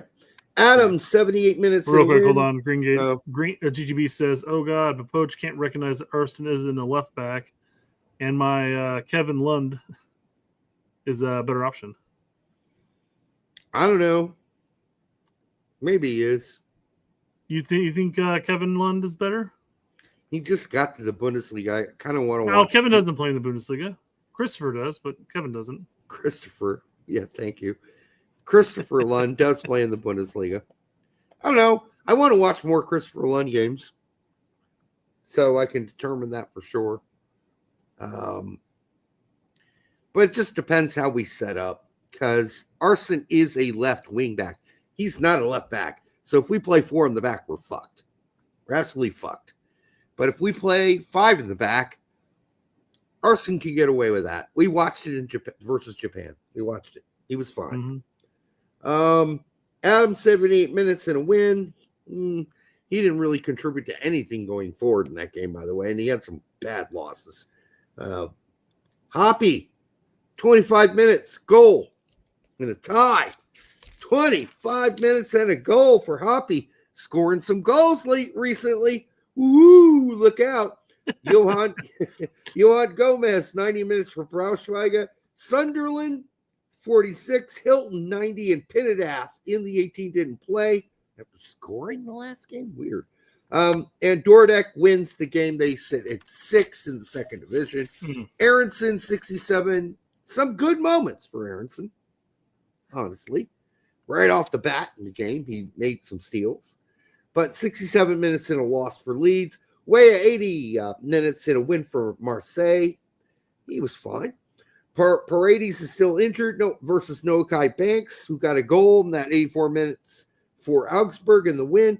Tillman, 90 minutes in a win. Again, I keep getting back to like, okay, yeah, he played a full game. I'm just waiting for more. I just wanted more from Tillman. I just didn't get it in that game. It was a win for Leverkusen, though. Sands, 71 minutes in a loss. He wasn't the one exposed. Quincy Butler, 90 minutes in a loss for Tirol and Austria. Pukstas, a goal and a win for Hajduk Split. I don't write down the names of the teams, so that's why every once in a while I have to remember. Hey, Haji Wright, a goal and a win. 74 minutes for Coventry against Horvath in Sheffield Wednesday. Horvath got bombarded in the game, and he was not good, and he got the loss. He a couple of those on Horvath. It's fair to just assume that his national team days are kaput. Yeah, he's not going to play for us. Adjuman, we already talked about versus Downs. A goal for Adjuman, 30 minutes for Downs, 79 for Adjuman in a tie. Campbell, 90 minutes in a loss for West Brom. Morris, 90 minutes in a loss for Middlesbrough. What? Middlesbrough lost the game? Come on, Aiden. Fix that. He was saving himself for the window. I guess. Why are you losing now against that team? Please. Kelman, 69 minutes in a loss. Wiley, 70 minutes in a win. Tolkien, 62 minutes in a tie for Holstein Kiel. Musa, 16 minutes in a tie for Atalanta. That's some fancy moves going on there. Brown, 90 minutes in a loss for Frankfurt against Bayern, I believe. Zendejas, 80 an assist in a win. Player of the match, 75 minutes for Club America. Yeah, he's hot right now. He is flaming hot right now, Zendejas. Club and country. Carries it, yeah. Yeah, Dest, 73 minutes in a win. Pepe's still injured. Miljevic, 85 minutes in a win for Huracan in Argentina.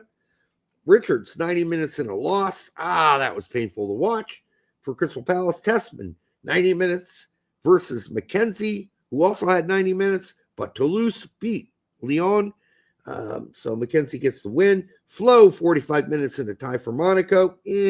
Maloney, 8 minutes for Mainz. He's starting to play every game now. Maybe getting only the last 10 to 8 minutes here and there, but he's playing. And a loss for Mainz. And he might get more time if Mainz just keeps losing. They're going to be like, let's try something else. Scally, 90 minutes in a tie. Reyna was injured for Mönchengladbach. McKinney and Pulisic, we already talked about. Cardoso still injured. Malone went 72 in a win for Sturm Graz. Adeniran was in the 18 but didn't play for Lask. What's going on there? Bello didn't play either. Didn't even dress for Lask. Is he injured? No, wasn't on the report. Fossey, red card accumulation, couldn't play for Standard Liège. What else? We got Brian Reynolds, 90 minutes and an assist for Westerlo. Yao rode Pine for 90. Not good for Yao. Sargent, 90 minutes and a loss for Norwich. Dietz, 73 minutes. Green, 17 in a tie for Greuther Fürth. EPP, lost his starting lineup role. And we saw it coming for all you EPP lovers. Much of a decline as the season went on so far. Larry's saying the transfer market says Bellows hurt. Okay, I buy that. Because Bello should at least be in the 18. Yeah. EPP, not a starter right now anymore, apparently, unless there's a knock I don't know about. Hasn't had a great season after the first few games. CCV, 90 minutes in a win for Celtic, who now sits second in the Scottish Premier League. Hearts, at the top of the table. Rangers in like 9th. What the fuck is going on in Scotland?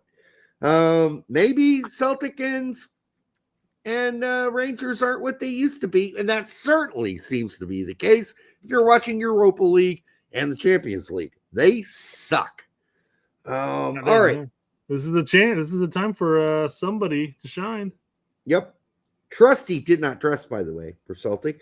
McKennie, 90 minutes in that tie versus Pulisic 674.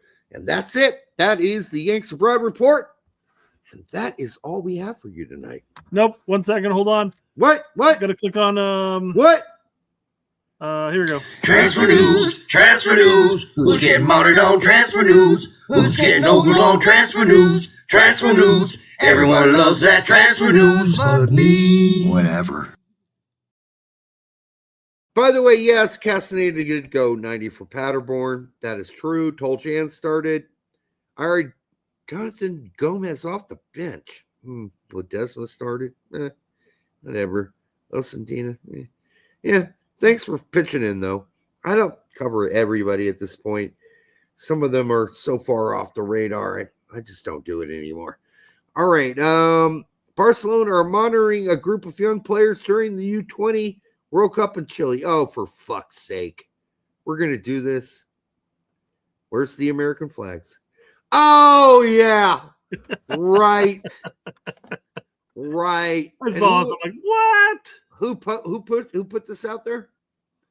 Oh, please. It's not a Barca actually connected account. Barca.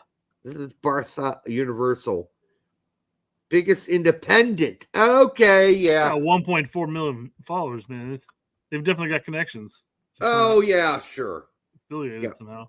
Oh, yeah. And this is also coming from Deportivo. Yes. Very soon, Ben Kramashi will be playing for Barcelona. Barcelona. Please. I don't believe it at all. All right? It's not happening. Oh, Larry says, Derek, don't take your small dick out on players with large dicks. I don't even know what that means. And he's saying that your butt hurt because you have a small penis, and you're taking it out on the players in our pool that have big dicks. You really think that's the reason? No, that's just. I mean, that's what he said. I'm just Larry, that's just not the reason, my brother. Well, I can't really. Anyhow. All right. Yeah, that's it for tonight. We'll be back on Thursday, probably. We'll see. Probably Thursday. I mean, Monday, Thursday. That's what we do. All right. We love you. Thank you for coming out. All of the 232 of you that were here tonight. We will always be back. Anyhow, until next time, good night.